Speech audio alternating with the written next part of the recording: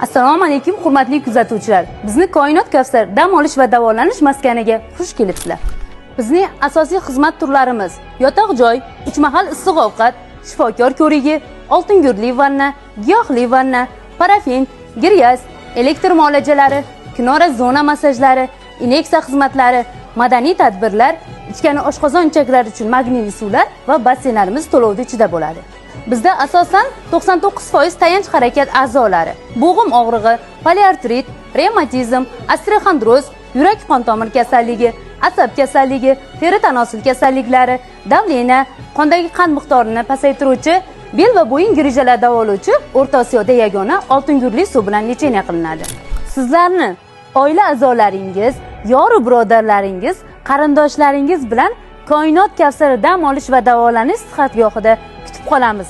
Biz sizlarga xizmat ko'rsatishga doim tayyormiz.